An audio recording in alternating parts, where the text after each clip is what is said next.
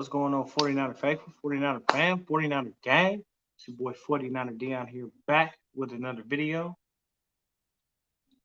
Hey man, definitely hit that like button, hit that subscribe button, turn on the post notifications so I can keep you up to date on any and everything San Francisco 49ers. With that being said, man, let's get right on into it.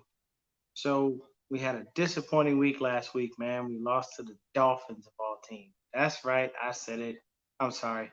We did not lose to the Dolphins. We lost to the Philadelphia Eagles of all teams, man.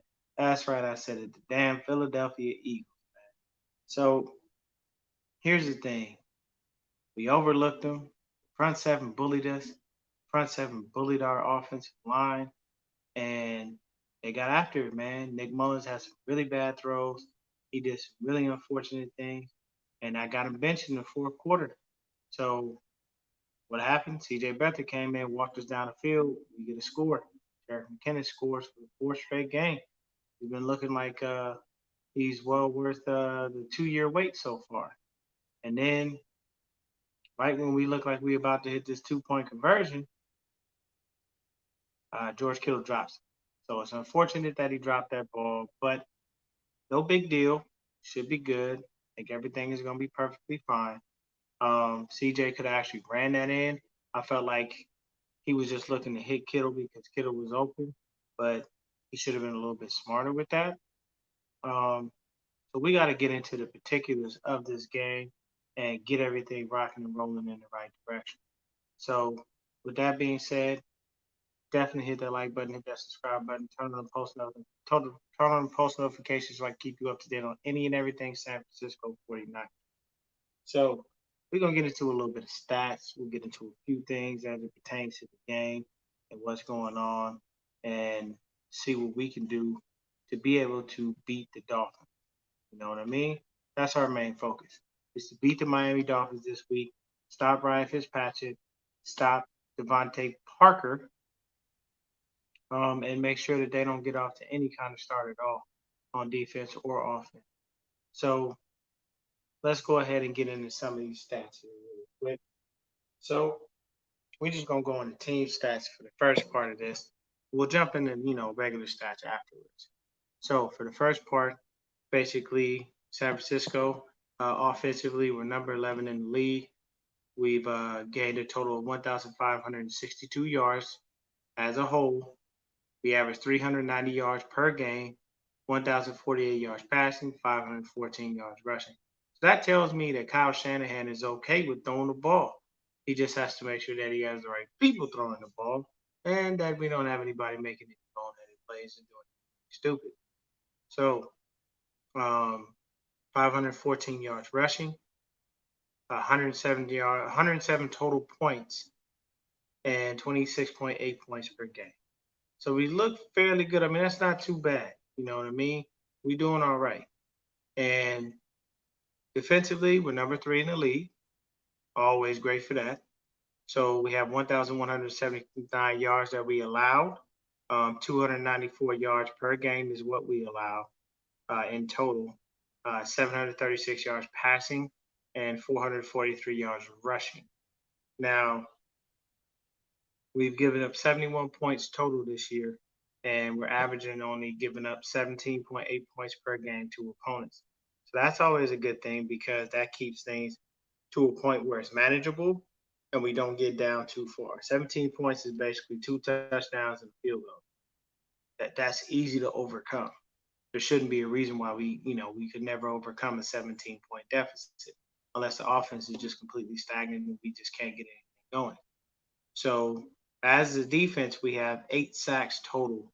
We're +1 with the turnover differential. Now that was higher before this game. Before the game with the Eagles, of course, it drops. Nick Mullins with a couple of bonehead plays, fumble. Those things don't happen. Our turnover differential is definitely higher. But 8 sacks total. Can't be too mad at that. Not very good compared to what we had last year. But then again, we are missing D Ford. We are missing Nick Bosa. We're missing some key cogs. Ronald Blair still isn't back yet.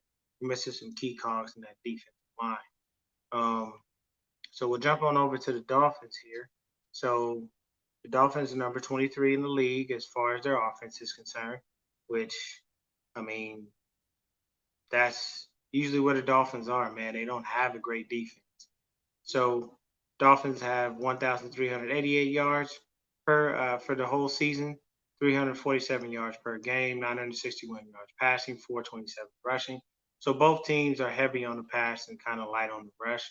You just basically do it when you establish it as best you can.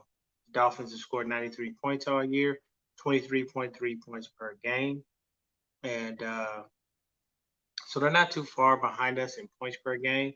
But one thing is that we scored a little bit more points than them for the whole season. So that's offensively. Defensively, number 27 in the league. So we're going up against a pretty crappy defense. That should bode well for us.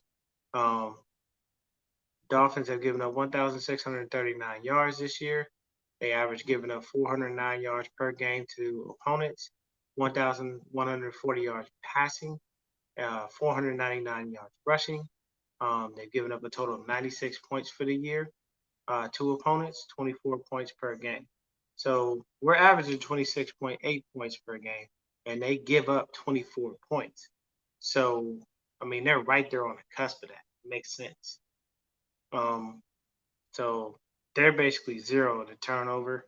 But that's just basically, what I'm saying, team wise, how we looking.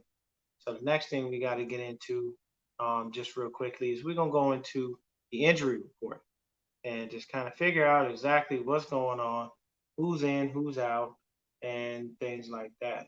So for the Dolphins, we've got Clayton, and I have no idea how to say this dude's last name. It's Felgelum or something like that.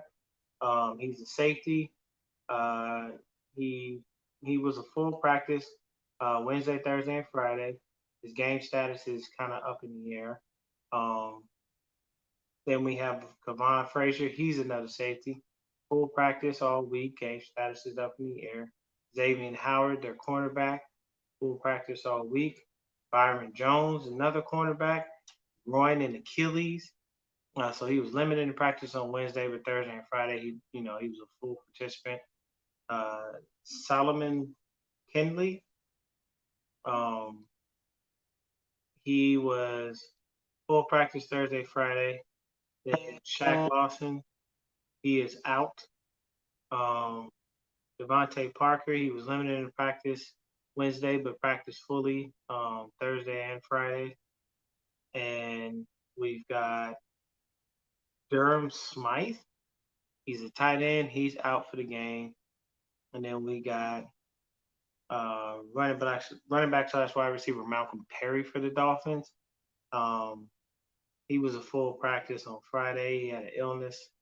And then we got another guy, Jakeem Grant Sr. This guy is questionable. So it doesn't look like too many people are going to be out for this game. So that's not too bad. Now for us on the 49er side of things, we have the final injury report. Dante Johnson is out. He has a groin issue. Emmanuel Mosley is out again this week, people. He has been out for 3 weeks with this concussion, and that does not bode well for anyone as a human being. There should be no reason he should be out for 3 weeks with a concussion. That tells us there's something more going on. And I saw that play. It didn't look like he really hurt himself that bad, but you never know what goes on, man, with the brain and, with these hits. It can look to us like nothing, but then to the player, it's a lot more. You know what I mean? So that's very unfortunate that we still do not have him back. Ziggy Ansah is out for the year. K'Wan Williams is on short-term IR for at least 3 weeks with the knee and the hip issue. And then questionable is Raheem Mostert, Deebo Samuel, and Akello Witherspoon. Usually when players are questionable, that means they're going to play. I don't know if we see Mostert just because that was an MCL sprain, and you have to be really careful. And Mostert is one of those dudes. He's shifty, but he doesn't dance. So, the MCL shouldn't bother him too much. but he's a one cut and go type of guy. Like if he sees that hole, he can slither right through it and he's gone. He takes off. But we may or may not see most of it. I'm not going to give it 100%, but we may or may not. Um, and then with Debo Samuel, it's just a regular illness, people. It is not coronavirus. He does have to pass a couple of tests. As long as those tests come back, we're good. We don't have to worry about that. With Akello Witherspoon, we can pray and hope that he plays. I think he will, because if not, we're going to be out there with, uh, a bunch of guys that are not going to be there, man. We may be bringing up another guy from the practice squad, but Jamar Taylor's going to take over the nickelback spot.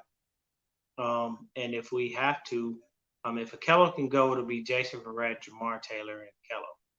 If not, we'll be bringing up another dude from the practice squad as far as one of these DBs just to be able to fill the spot because we just don't have, we're so thin at cornerback. Sherman's not back yet. Mosley's still out with his concussion. Verrett's the only one trucking along, and he's usually the most injury prone player in the world. So you got to give kudos to him for that much, man. So, we're doing what we can to try to truck along to make sure that we can do whatever, we can to make sure that we get things rolling in the right direction. Now, for the Miami Dolphins, we got to go ahead and deal with good old Ryan Fitzpatrick. Now, Ryan Fitzpatrick has been very mobile as of late, and we have a really big problem with mobile quarterbacks. We just cannot contain them, and we have an issue because every quarterback in the league seems to want to run on us. Last week, the Eagles put in Jalen Hurts a couple of times just because they wanted to just get a couple of free yards because they knew we weren't going to be able to stop him if he gets running. So the defense every week when they talk about mobile quarterbacks, everybody talks about staying disciplined and being mindful of it. But it's not about being disciplined. It's about stopping the shit, man. We can't continue to allow this stuff to happen. So it's a little frustrating. But comes with the territory. So Fitzpatrick has a 69% completion percentage. He's got about 994 yards in the season. He has 4 TDs, 5 interceptions, and sacked 6 times. QBR 77.2, quarterback rating at 83.5. Their leading rusher is a guy named Myles Gaskin. He's got 192 yards. He's averaging about 4 yards per carry, no touchdown. Ryan Fitzpatrick comes in behind him with 21 carries, 115 yards, averaging 5.5 yards, and he has 2 touchdowns rushing. Matt Breida, who we did trade to Miami, 18 carries, 72 yards, 4 yards a carry, but no actual touchdown. They don't use Breida there. They use him extremely sparingly. So it's kind of confusing on why they don't use him more often, especially with how fast and dynamic he is. But maybe they believe in this kid Gaskin a lot more than they believe in Breida. I don't know. So as far as wide receivers go, we do have to be worried about one receiver, and that is Devontae Parker. Because Devontae Parker is their number one receiver. He has been in Miami for a very long time. Devontae Parker pretty much came in after Jarvis Landry left for Cleveland and went ahead and joined his LSU brother over there in Cleveland, Odell Beckham Jr. after he got traded from the Giants. So Devontae Parker right now has 24 receptions, 279 yards, 1 TDs, averaging about 11.6 yards per catch. The next closest guy is tight end Mike Gesicki. 13 catches, 190 yards, 14.6 yards per catch, and 2 TDs. Right after that, you don't really have anybody else that's really wowing you. Got another kid, Isaiah Ford, 15 catches, 151 yards, averaging 10 yards a catch. The running back, Myles Gaskin. The next couple of guys, it's not really, there's not much that you can really go on. The numbers and figures don't look crazy. So we just had, if we stop Devontae Parker and Mike Gesicki, seems like we can stop the offense. You know what I mean? And, slow this kid Myles Gaskin down, and we should be solid. So I don't see a real big issue here. So then we jump over to the defensive side of the ball, and nobody is jumping crazy. Kyle Van Noy has 2 sacks. Uh, Linebacker Jerome Baker has 1 sack. He's their leading tackler. Got 17 tackles. We got another linebacker, Andrew Van Ginkel. He's got 1.5 sacks. Shaq Lawson had 1 sack, but as I said earlier, he's out for the game. Shaq Lawson used to play for the Bucks. He's a pretty dynamic player, but he's not too bad. Um, but most of these dudes, like, we're not really worried about them, man. This is just, their defense isn't really that great. As I told y'all, man, look at that. Look at the numbers. The Dolphins defense is 27th in the league, man. Last year they was trash. This year they trashed. I'm not really worried too much about that defense by any stretch of the nation. So looking at everything else, man, total of 9 sacks on defense for them. Not really seeing anything that, like I said, blows my mind or wows me. Um, let's take a look. Let's see. They literally had 2 interceptions total for the whole season, and they both came from Xavier Howard. And Xavier Howard is a good defensive back, so that's to be expected. Um, let's see. Kyle Van Noy's got 2 forced fumbles, but that's what I'm saying. Jerome Baker, and it looks like Landon Roberts. So it looks to me like their linebacking core is what we have to be concerned with, because they're the ones doing most of the work on it. I don't really see anything else as far as the Dolphins to really be concerned with. I'm sorry. I know Ryan Fitzpatrick gets out of the pocket and moves. I know everybody wants to run against us as far as being a quarterback because they know it's very hard for us to stop. Ryan Fitzpatrick is a very old guy, and I can guarantee you he ain't out there moving nowhere near as fast as Carson Wentz, not Daniel Jones, not Kyler Murray, you know. So we should be perfectly fine, guys. I don't think we're gonna have any issues. Okay. With Ryan Fitzpatrick on the move as far as that stuff is concerned. Plus, we got we got Dre Greenlaw coming back. Jimmy G is going to play. Like I said, you got the questionable guys with Keller Witherspoon and Raheem Mostert. So you got to think about it. If we get all these dudes in to play, and then it's going to be a beautiful situation for us. We're going to be great. You know why? Because we have, pretty much most of the team back. Weston Richburg is on his way back. He's not behind schedule by any stretch of the imagination. So is Ronald Blair.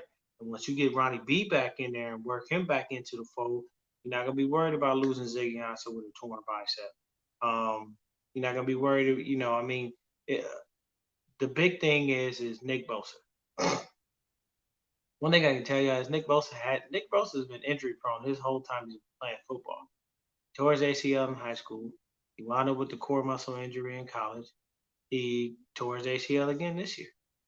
Like, the dude is injury prone. Like, it's not it's a fact. It's not fiction.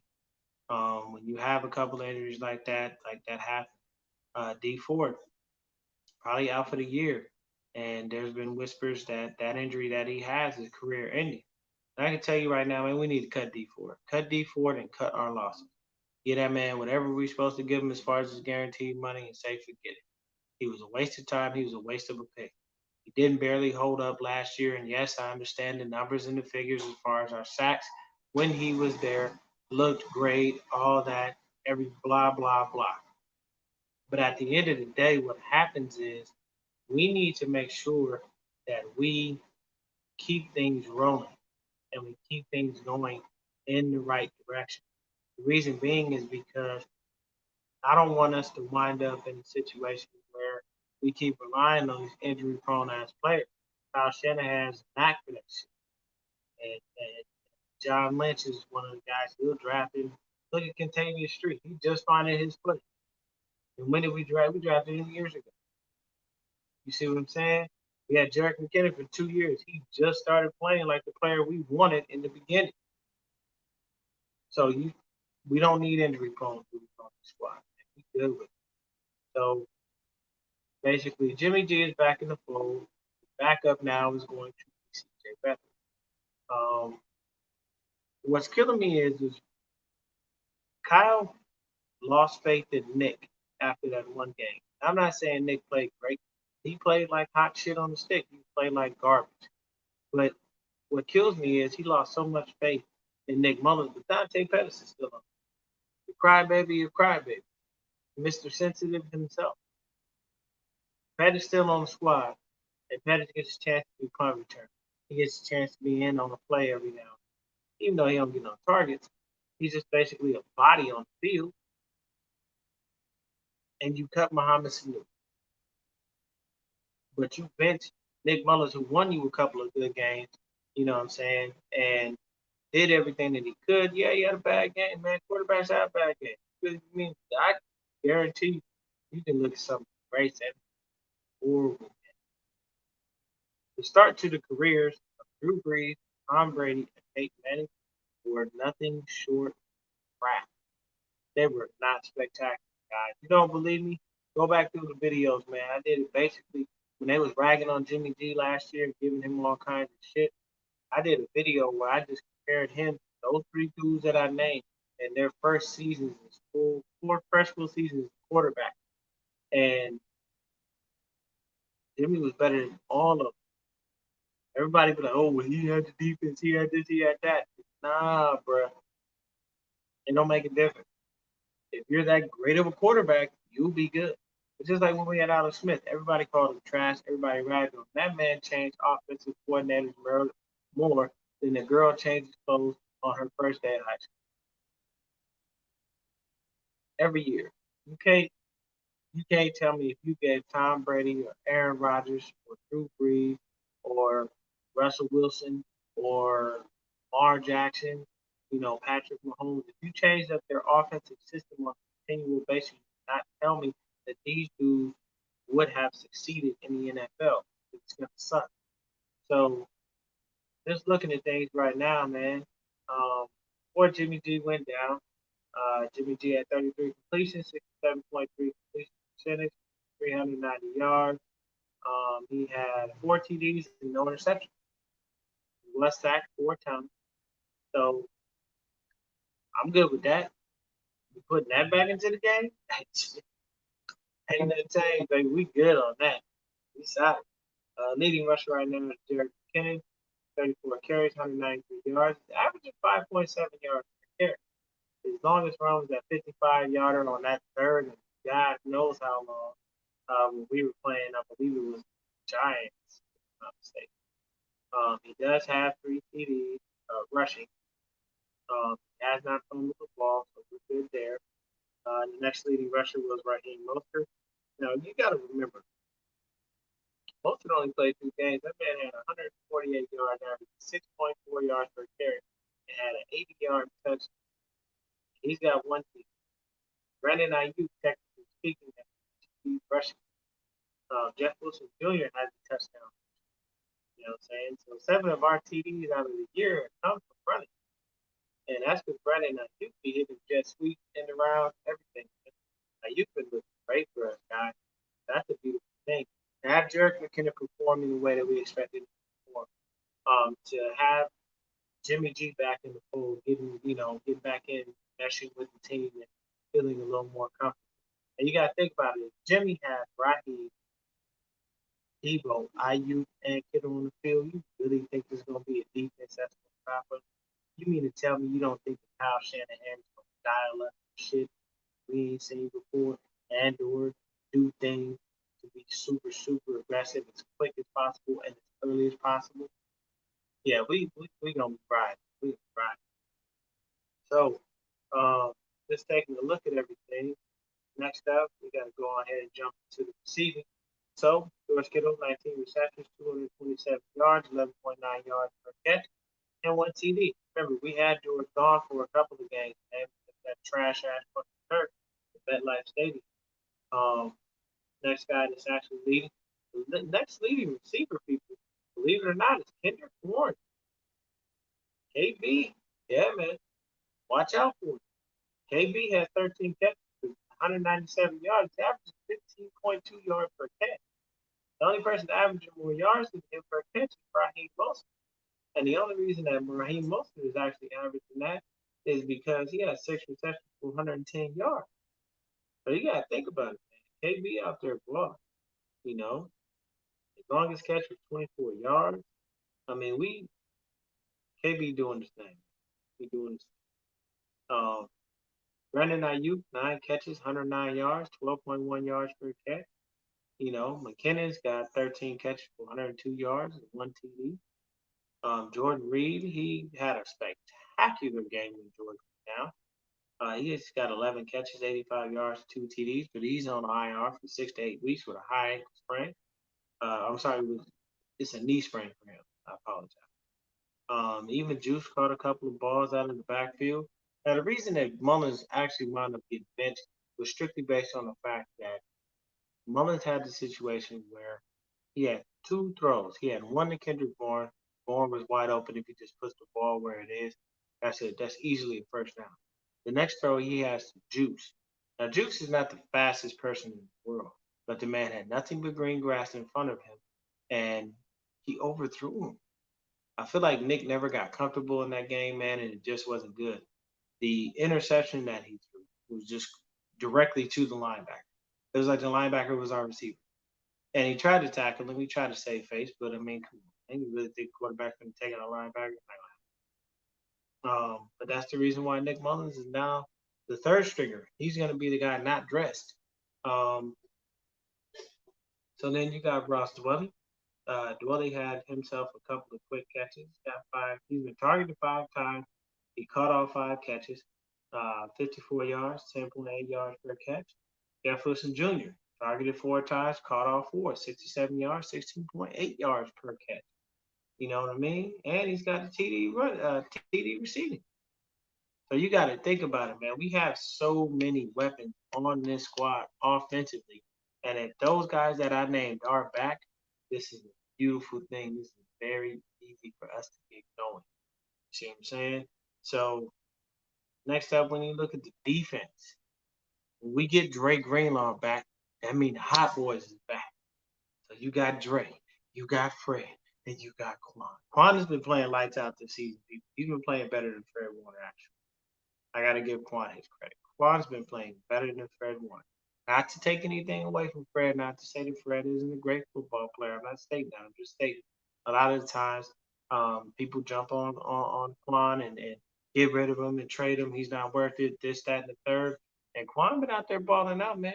He's been doing his thing. So I'm not about to say that he ain't been out there, hustling and making plays. Fred Warner has 20 tackles. Quan's got 18. You see what I'm saying? And uh, it's a total of 25 tackles for Quan Alexander and 33 for Fred. They're not that far apart. You see what I'm saying? So Fred's got a tackle for a loss. Quan's got 2 tackles for a loss. Fred's got more. He's got 2 passes defense and an interception. So that's where you can say that. Quan's got a forced fumble. He's been working on that, that peanut punch where you knock that ball out. Quan's a savage with that. And if you watch some of the replays, if they're gang tackling, that's what he's doing. He's looking for the ball to try to punch that joint out. Going, But having Dre Greenlaw back in the fold, it puts more of that dynamic because Greenlaw is great in coverage. You know what I'm saying? What Aziz Al-Shair lacks, Greenlaw can compensate. So that's the beauty of it. You see what I'm saying? So we're good when it comes to these linebackers and coverage. So we'll have Gesicki locked down. He's not going anywhere. And he's definitely not going to be running all over the place and making big ass plays because we have the hot boys back. You got to think about it, man. If you've ever watched pregame, when you see them dudes, man, and you see them break down 3 times, 3 times, 3 times, like just it gets you. I'm hyped right now. Like the hair on my arm just stood up doing that right now, man. I'm telling you. Like you just gotta love it. I love the pregame because the hype gets going. It sucks that we as fans are not there to be able to cheer them on because I know that gives them energy and it fuels them. But either way, we there with them in spirit, and we always gonna be there. So the next leading tackler is Jimmy Ward, our safety. Jimmy Ward's got 1 pass defense. Kerry Hyder Jr. Kerry Hyder has been a baller for us this season, guys. Straight up baller. And the beauty of this is Kerry Hyder comes in.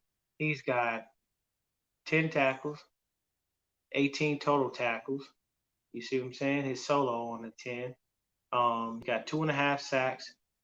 He's got 3.5 tackles for a loss. So Kerry Hyder's been balling, people. He's been doing his thing, man. He leads the team, in sacks. DJ Jones has 2 sacks. Eric Armstead's got 1.5 sacks.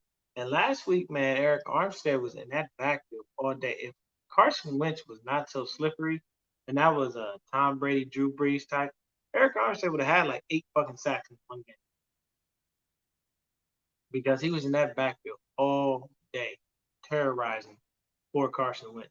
But the thing is that Carson Wentz is a little more mobile than people give him credit for, and he's not playing. So Fred's got an interception. Kwaski Tarch got an interception off a nice little tip drill. You see what I'm saying? So Aziz Al Shair even has an INT. So we're doing what we need to do on defense. We're making things happen. We don't have the sack totals that we normally produce, just strictly based on the fact that we don't have the same personnel. We only have 8 sacks on the season, guys. So we're doing what we can with what we got, but the biggest worry for us is that cornerback spot as far as our defense is concerned. I'm not worried about the front seven because the front seven gonna make it work one way or another. They are literally taught the front four because we run that 4-3 wide 9 defense. Our front four is taught to play every position on the line. So you must know how to play edge and you must know how to play tackle. So everybody's interchangeable. Javon Kinlaw has been coming along very well, people. He's been looking actually fantastic this year. He's been moving along. You see what I'm saying? He don't move along at he's not moving at like a first round grade, I guess that people would want, but he's moving at a great pace. Because he was so raw and he relied so much on his power and his athleticism in college, it was very hard for us to be able to, kind of keep him kind of bring him in and just let him do his thing. DeForest Buckner was a more polished player, and he's doing a damn good job over in Indy right now, man. That guy is actually balling the hell out as far as that is concerned over in Indy. They paid him. They gave him all that money, man. He took Sheldon Day along with him, another 49er. And he's over there doing his thing, man. DeForest, he tortured he tortured the Bears, man. My boy Josh is a diehard Bears fan, and he tortured the Bears, boy. He lived in their backfield. He was all over their ass. He was on them like stank on shit. So Buckner right now, just to touch on him, he's got 18 tackles. He's got 1.5 sacks. He's got 3 tackles for a loss. He's got a pass defense. You see what I'm saying? Like DeForest Buckner is moving along and doing the same thing he's been doing, man. So you got to give DeForest Buckner credit, for him continuing to do what he needs to do. And we're still moving along with the way that we need to go as far as we're concerned.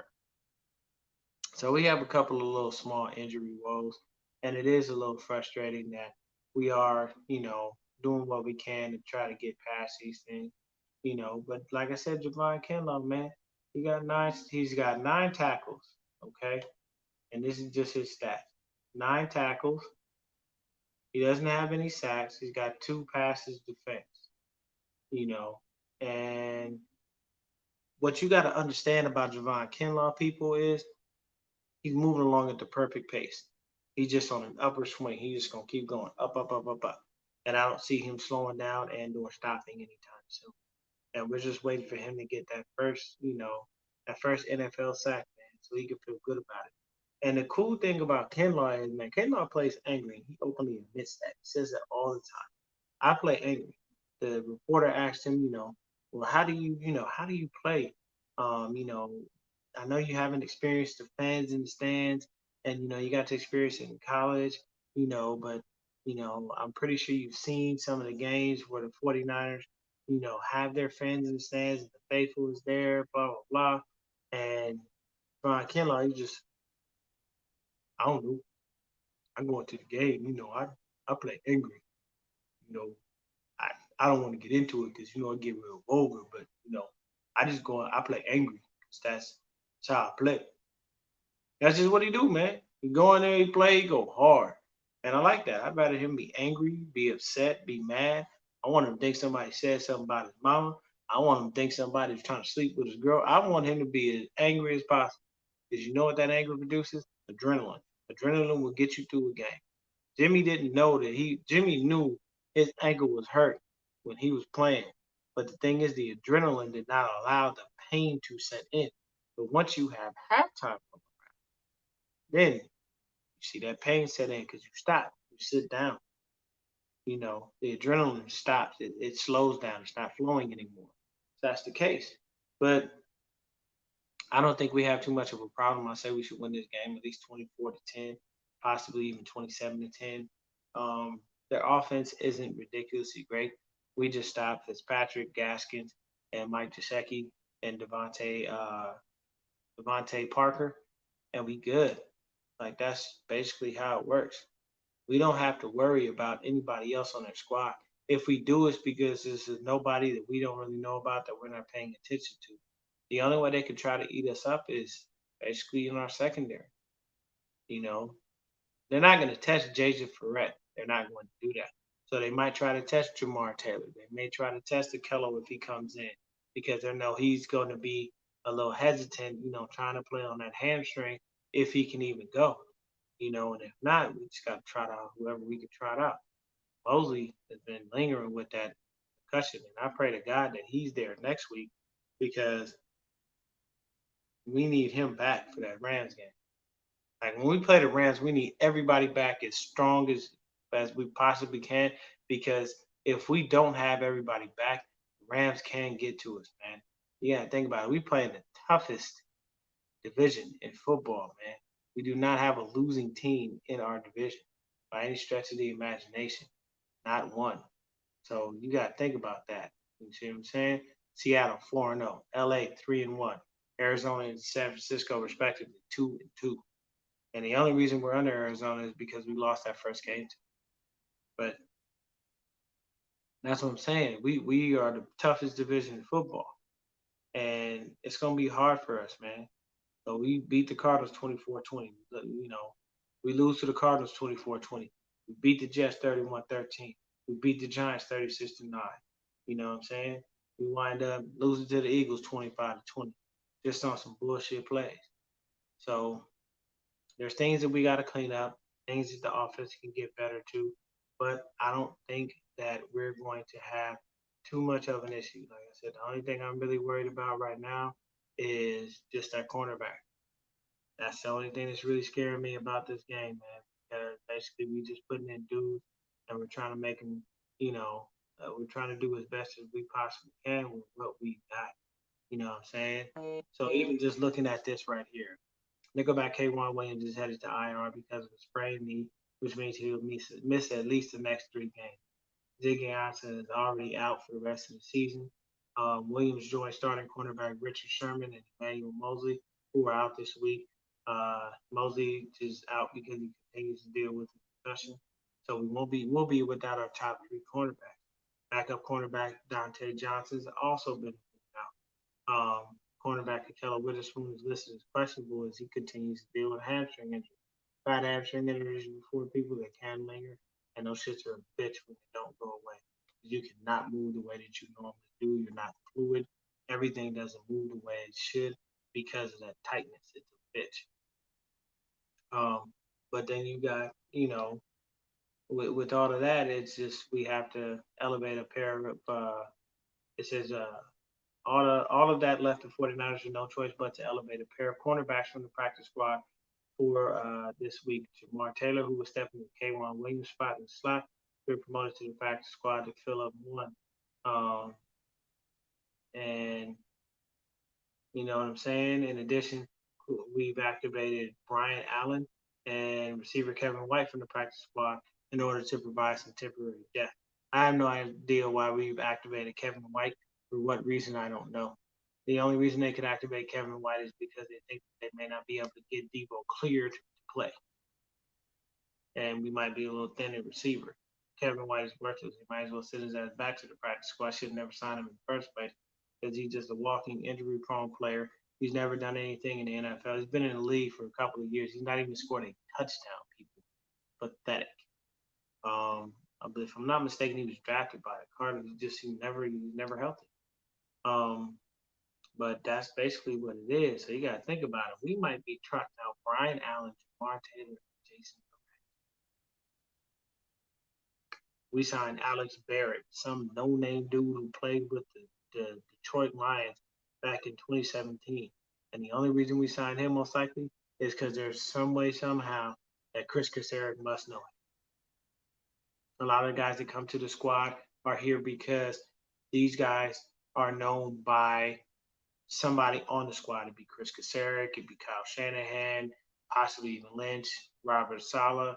Somebody on the coaching staff knows these dudes and they say, bring them in because this guy could fit in this spot. Bring him in because this guy has this quality. He has that quality, so on and so forth. But like I said, guys, 24-10, 27-10. We should be able to win this game very easily.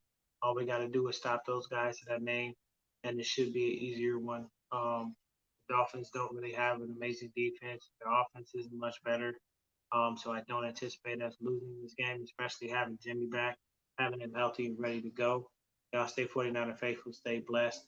I want to give a shout out to my guy Dre. He laid his uncle to rest today. Um, Definitely very sorry to him for his loss and for his family. It's nothing but prayers up for that dude. I already let him know my heart goes out to him, and I'm always there for him, man. That's another LA cat, Crenshaw area. We roll, we from the same place. You know what I'm saying? So I'm just gonna have a little moment of silence for Dre and his uncle.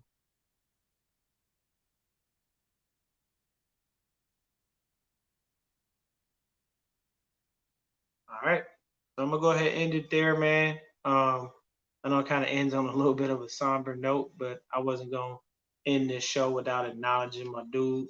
Um, it wouldn't be right if you really consider people, what I'm saying, cool with you. You consider people your friends. You honor them in whatever way you can. I've already let him know from a personal standpoint that I'm there for him. But then at the same time, I'm gonna keep that rolling. I keep my same energy when it comes to dudes that I think I actually really fuck with like that. I'm not really gonna put nobody, on blast and or be negative like that. I don't do shit like that. But positivity, I will always bring it to the vibes. If you ain't checked out my man Dre, go over the Niners all day. You love the show, man. Him, Bronze, Jason DePonte, they be out there giving great Niner knowledge. But as for me, I'm out. Y'all have yourselves a wonderful evening. Y'all stay faithful, stay blessed. Make sure y'all watch the game, catch it in whatever capacity you can, whether it be Sunday ticket, whether it be going to a bar and watching. If it is, just stay safe out there, man. Make sure that you have yourself a good time. And even if you're just sitting in your man cave, or for the ladies, your woman cave, you got some diehard female Niner fans out there. Um, but enjoy the game, kick back and relax, and watch us have a kick-ass time just beating on the Dolphins.